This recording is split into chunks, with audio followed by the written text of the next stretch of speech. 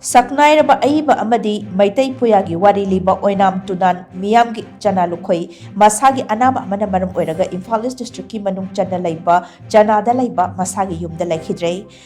Kairen Kaizauda, Putoktuna Araba Matomanga Pangtok Naba Sem Sakre, Hiramasigi Matang the Tom Tibi Akanaba report ama. Tungan ba award kaya na leiting laba, Saknairaba Aiba Amadi, Maitai Puyagi Wari Liba, Oinam Tunan, Miyamgi Chana Lukhoi, Punsi Chenje Loiraduna, Ngasidi, Malim Taibung Pantadutuna Chetkre. Mahak, Kumjali Singamaga Chamapan Yankhaigi, April Tarada, Imphalis District Manung Chana Leba, Chana Khulda Pokhi, Mahak Laikhidraba, Oinam Maniamasung, Laikhidrabi, Oinam Ongbi, Irungbam Ningol, Amulaimagi Machanupani.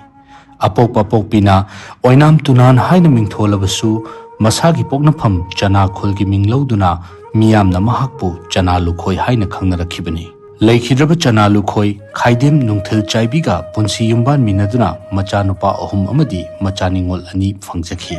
Mahak hek pokminaba Amatangairaba Manau Nupa, Kanta Jitki Machaningol, Indom Bisu, Mahak na Macha Sakna, Nauyok na Konke. Mahak na Wari Libagi Lamda, Masagi Chahitara Nthoi Surakpadagi, Miyam gi Thaugal Tauba Horaki. Saknairaba, Maitai Puyagi Wari Liba, Oinam Sangai gi Masunupa Oibana, Maitai Lining gi Lamda, Mapung Phaba Thizaloi Amasu Oirake. Ngalingai Matamda, Lamda Masida Fongnamba Pauche, Kanglai Khon Amasung Kholau gi Paumi Oinasu, Matam Khara Thabak Torami. Masigi Mathakta, Lamda Masida Fongba Tungan Pauche Kayagi Kalamnis Oiramlaga, Sangai Express Manipuri Edition Horakpadagi, Punsigi Aroiba Miko Fauba, Leptana, Makhal Makha Kayagi, Waring Irame. Chana Lukhoina Sumang Lila Iduna, Makhatana Miyamgi Thaugal Tauba Horakpadagi, Miyamna Khangna Behengalaki. Mahakna Sumang Lila, Chamaga Yankhagi Mathakta Irame.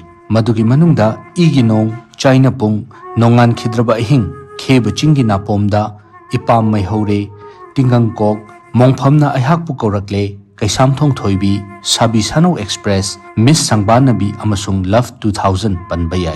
Masige Iroinana, Mahak, Manipur State Kala Academy Amasung, Manipur State Sumang Lila Council na Sinba, Manipur Pumbagi Sumang Lila Athoy Henta Nabada, Best Script Kimana, Taranipan Hena Fangkre Amadi, Second Best Script Kimana, Mapandak Fangkre. Manipur Amasung Manipur Mapalda, Sanamahi Lining Sandopadasu, Mahakna, Maruiba Taudang Loraki.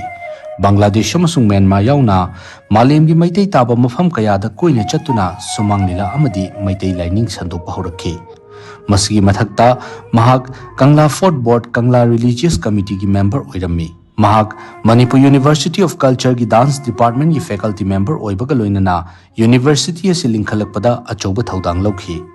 Mahak na lebak miyam gi yaifanabagi damak Kathokpa amaga loinana honnarakhiba thabaksing adubu sakhangba oina tongan bang manakya su fangki. Madugi manungda Manipur Development Trust Bangladesh na aikhoigi panthau mingthol piba, Manipuri Sumang Lila ibasingda akhanna piba Ikam Award, Maitai National Front Kangleipak na piba Chingmi Tami Nungsi Khudol Mana, Manipur Sahitya Parisat na piba Khumanthem Kaungmacha Ningsing Sana Gita Kamal, Manipur State Sumang Lila Council na piba Nongthombam Birendrajit Award, Assam Mahila Samiti na piba Aikhoigi Pibarel Mingthol Amadi, Manipur State Sumang Lila Council na piba Khwaidagi Chawba Award, Iboyaima Sumang Lila Award na chingba panbayai.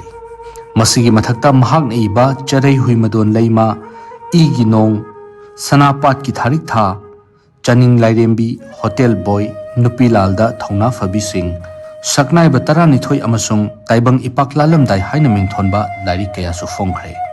Film Oina Puthokraba, Ai Bagi Khudi Kharadi, Kaisam Thong Thoibi, Nungsibi Ahing, Pacha, Sekmai Turel, Lai Sigi Wangmada, Bora Uchi Amadi, Khomlang Laman Panbayai. Ai Basina, Maming Leraba Isai Kaya Su Irami. All India Radio Imphal Amasung Durdasan Kendra Imphal na Sakhanglaba, Maitai Puyagi Wari Liba Amasuni. Mahakna iba radio drama kaya All India Radio Imphal da sandokhibagi manungdagi thoidokna panba yaba amadi paring naina sandokhiba aikhoigi iche panba yai.